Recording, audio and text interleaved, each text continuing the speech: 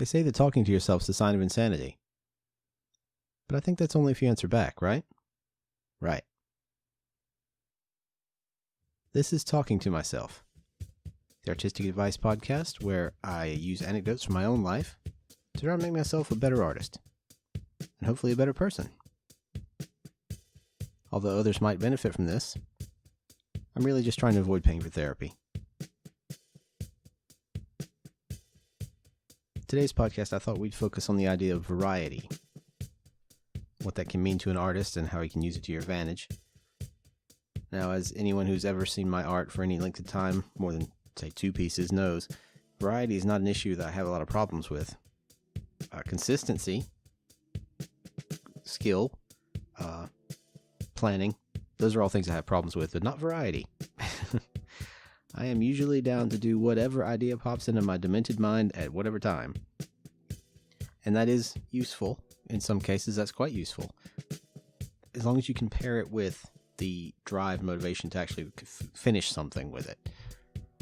And that's my advice in that case. If you have a strong drive to try just every single idea you can think of, do them one at a time. Do more than one instance of that idea until you feel like maybe you've exhausted that idea or you start repeating yourself. And then you've got something. Then you've managed to use your chaotic, random drive to variety for some benefit, which is something I'm still having trouble with. It also helps sometimes to get you out of a rut, to try to think of a new varied idea.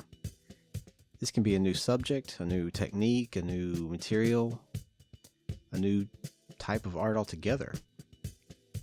I'm a big fan of custom toys, where people make their own. They either do castings of original toys like Star Wars figures, G.I. Joe figures, that kind of thing, and then make their own plastic versions of these toys, or they just sculpt something out of clay and mold that into a replicable plastic toy.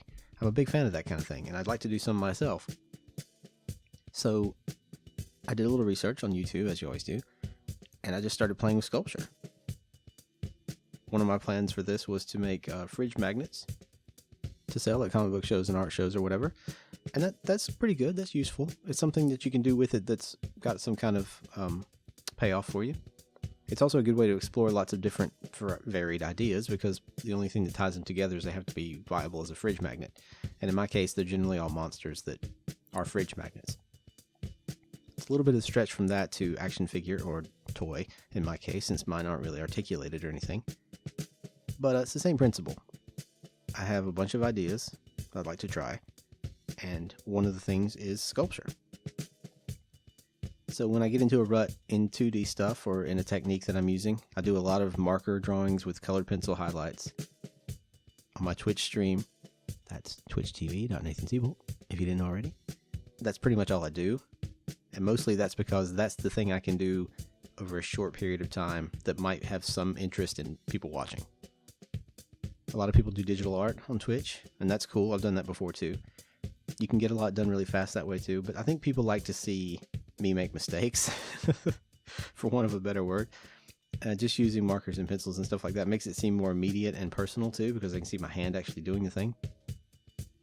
Neither here nor there. But when I get tired of doing that same kind of thing over and over again, and I want to try some variety, I turn to sculpting.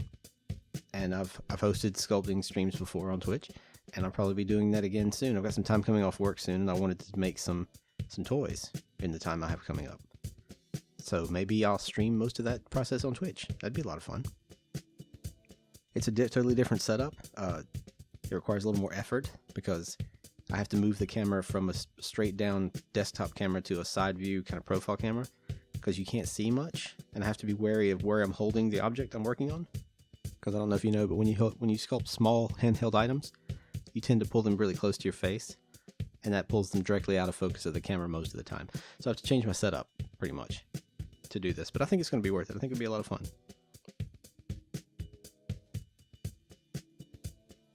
And it's a way for me to let my taste for variety pay off. Now, once I've sculpted a few toys, and I'm interested in doing a few projects with toys, but once I get one project done, I'll probably just go straight back to 2D art for the time being, because I need to keep certain things going. But having a lot of balls in the air at one time is not that difficult if they're all your ideas and you're all interested in all of them.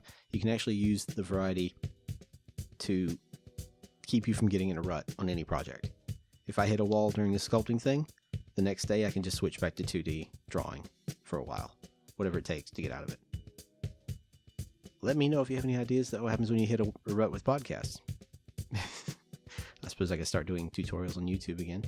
I have been thinking about that. Because I do like doing the podcast. It's a lot of fun, but trying to think of something that might be useful to me or anybody else every week is beginning to get a little difficult. I've probably already repeated myself several times on this podcast. At any rate, let me sum up my advice to my future self, as we do here.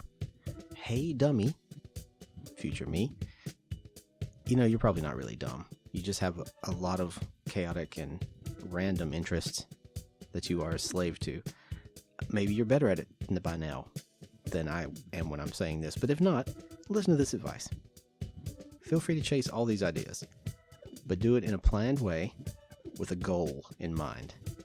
Otherwise, you will be spinning your wheels forever, and you'll never accomplish anything. Pick a random idea, ride it into the ground best you can until you get super bored, and if it's still got legs and you're bored anyway, switch to another idea temporarily, and then switch back to finish. But you must finish whatever project you decide to start out with this random idea. In this way, you can let your chaotic random ideas help you instead of being an albatross around your neck, because that's really unattractive and will probably get you in a lot of trouble on the bus. Thanks everybody for listening. Hopefully this was useful to you. Maybe, if you're as random as me. Special thanks to my supporters on Patreon. You guys get to hear and see these a week earlier than everyone else, and you are the shiniest people I know. You guys may have noticed I've changed the music this time. It's something new I'm trying out. I got some free digital audio workstation software and some loops and just went at it. Trying out a few things. It might be different for the next few episodes. We'll see. But as always, thank you everyone for listening. I hope you're having a wonderful day. Take care of yourself and others. If you make art, make as much art as you can. Do the best you can. And I'll catch you next time.